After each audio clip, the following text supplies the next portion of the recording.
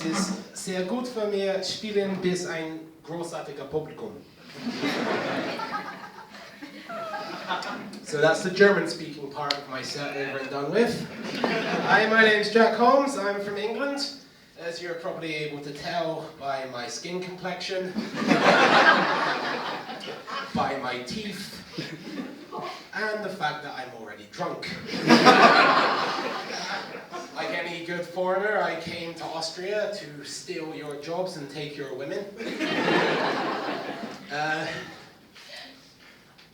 It hasn't really worked out that well so far. Currently, the closest I've come to employment or sex was recently when a female employee at the IMS spat in my face. I like Austria, you guys are great people, you make great beer, you make great food, but you really drop the ball when it comes to bureaucracy. Like, Austrian bureaucracy is terrible. Austrian bureaucracy is if Skittles made birth control pills. I'm sure that somehow this works, but I feel very foolish every time I put my faith into it. Recently, I got a letter from the Vienna Krankenkasse saying that I owe them 1,500 euros. Now, don't let the shirt fool you, I don't have 1,500 euros just lying about.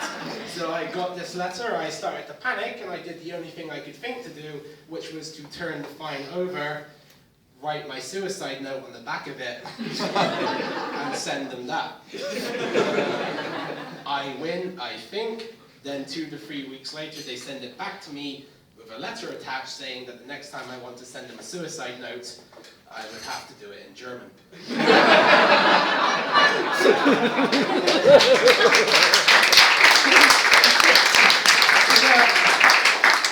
It's not... I've been here for 4.5 years and I'm very embarrassed by how bad my German is. But soon I'll be here for 5 years, and at that point I think it's really more of an accomplishment than it is a failure. to speak German. Like, it's definitely been harder to not learn German than it would have to have actually learned it at this point. I remember once in Vienna I was walking home and a woman approached me in the street and she started speaking German. I didn't understand what it was she was saying. She didn't speak any English, but she looked kind of distressed and I wanted to help her. So I leaned in and I tried to figure out what it was she was saying. And the only word I could get was 40. She kept saying 40 over and over again, 40. Now I don't know what it is about the number 40 that had her so excited. If you're looking for number 40 on the street, it's about half a mile in that direction. Best of luck to you. If you're looking for 40 cents, I'm in a good mood, why not? I'll give you 40 cents. If you're looking for 40 euros, well, get fucked, I'm not in that good of a mood. Basically what ended up happening is I spent 5 minutes trying to give her directions to the number 40 bus stop before I realized that she was a prostitute offering me a 40 euro blowjob. That story is even sadder because it's true.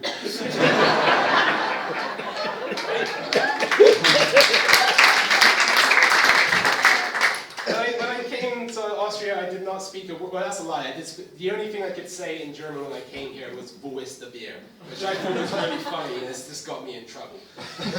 My first week here, I'm having some drinks in a bar. I go to the bathroom, and for the first time in my life, there's no picture of a man and a woman on the door. There's just the 2 words, Damen and Herren. Now, I didn't know what either of those words meant at the time, but I wanted to tackle the situation head on.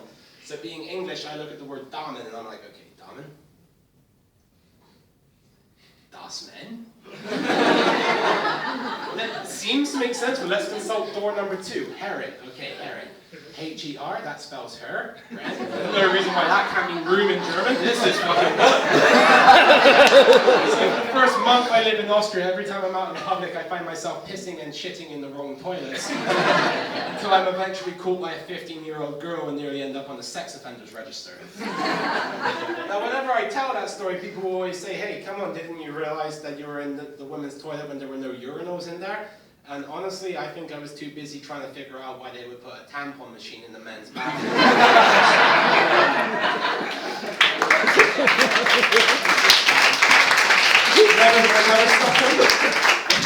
I was back when I lived in Vienna. I used to live near the Schönbrunn Gardens, and one day I'm walking home and a woman approached me, an old woman, and she says, "Where's the Schönbrunn Gardens?" In German, obviously.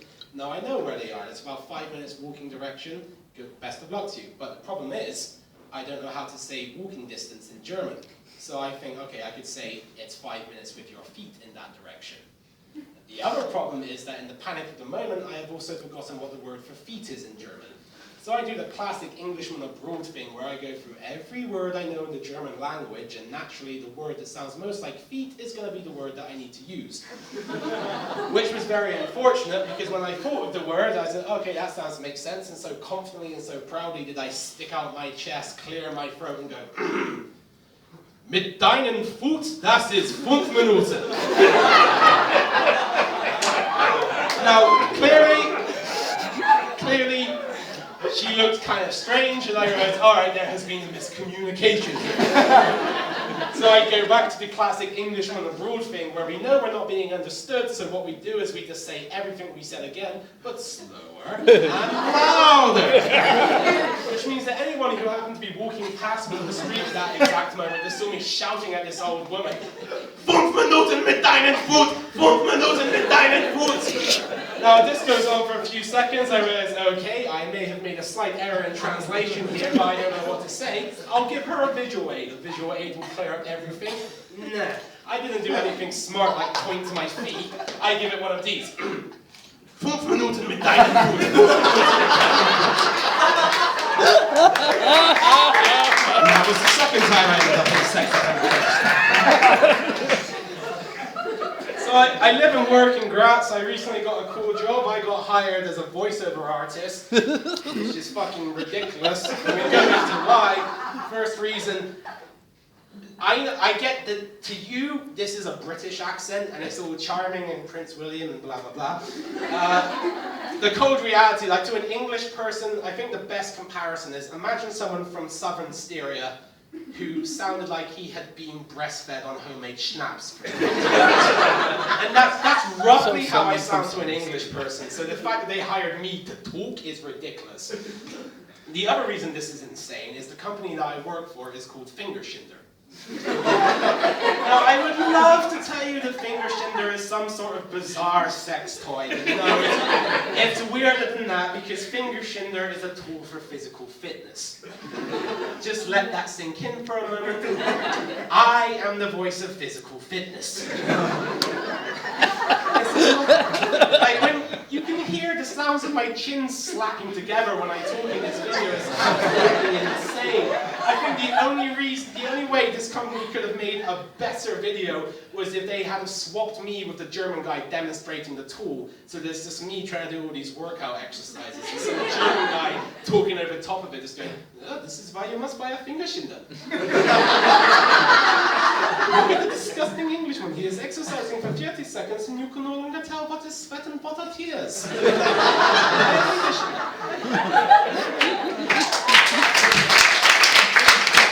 You guys are fucking cool. I did a gig in Graz recently where the audience was nowhere near as cool, because I did a talent contest called Steyr Star, where I had to do 5 minutes of English comedy at a shopping centre on the outskirts of Graz at 2 o'clock on a Saturday afternoon. I told this to a friend of mine, and she goes, but you're not Styrian. And I say, yeah, that's the ridiculous part of the situation. So I get there, I get drunk as hell, because it's the only way to get through the whole thing. I go on, before a 14-year-old girl who mimed the One Direction song, but after a 15-year-old girl who did the most inappropriate belly dance I've ever seen in TV. Which means that I now have to go on stage with the most inappropriate erection I've ever had. So I took the €9 bus here from Graz today, and I like taking public transport. It's a very fun and interesting way to travel around, I have to tell myself, because I lost my driver's license. You can learn a lot on public transport. There's a lot of time to read and to write and to listen. You can really learn a lot. Like today, for example, I learned what it feels like to masturbate in the toilet of a moving bus. Just in case you're wondering, no, it doesn't feel that good. First off, I felt quite ashamed of myself. I was already past Vienna Neustadt on the journey. There was really no reason to be doing this. Well, I get in there, I start doing what needs to be done, and right at the final moment, the bus takes a corner, and I go face first into the mirror. I open my eyes at the exact moment I come, which is when I start to cry, because I realize making eye contact with myself at the exact moment I come in a reflection is the closest I have come to having sex since I lost my virginity. I'm lonely, I'm a very lonely guy. I struggle to meet women. The thing is, I've got low self-confidence, and my friends always say, Jack, come on, you just need to have confidence, you just need to have confidence. And I keep on trying to tell them, yeah, confidence is something reserved for people who have a reason to be confident. I am not one of those people. I am overweight, I am going bald, and 9 times out of 10, I smell like I look. So it's really very reason for me to be confident. But, you know, you need to meet people. So like, every time I see a girl in a bar or something like that, I'm like, okay, let's go for it. I take a sip of my drink, I put it back down, and I stroll up to her all confident like, and as I get closer and closer, I start to lose my nerve, and words just fall out of my ears, and I no longer have anything going on up here. And I end up getting up to the girl, and it's like, I couldn't help but notice that you've got tits. It's a very awkward way to start a conversation. So what I decided to do is I was going to start using pickup lines.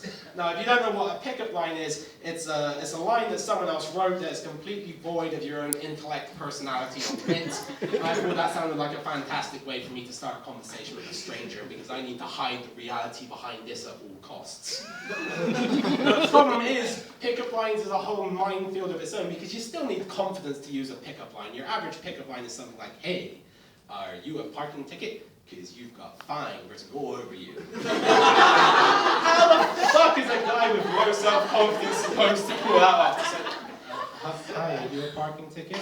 Okay, sorry.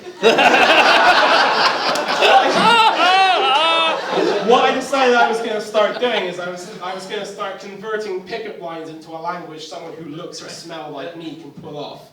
So like, you're right, and the typical pickup line is like, hey, if I said you had a nice body, would you hold it against me? I've changed that to, hey, if I said you had a nice body, would you consider that too aggressive of a thing to hear from a stranger? I'm sorry, you look like a feminist and I really don't want to offend you on this conversation. This is a short, simple one. You can walk up to a girl and say, hey, you've got an ass like an onion. It makes me want to cry. I've changed that to, you make me want to cry. This is my last one. May I do this to you? I hope that's not too aggressive. First off, I hope you're a woman. There's a lot of lights on the front. Come on, Jack, live a little. Okay, hi. What's your name? Bettina. Bettina. Hi, Bettina. My name's Jack. Thank you for taking the time to talk to me.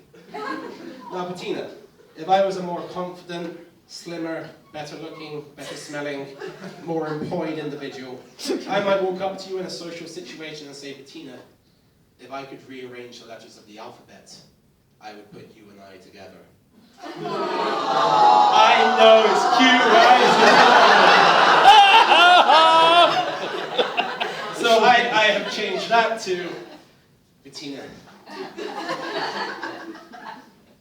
if I could rearrange the letters of the alphabet, I would probably still come before you. Ladies and gentlemen, my name is Jack Holmes.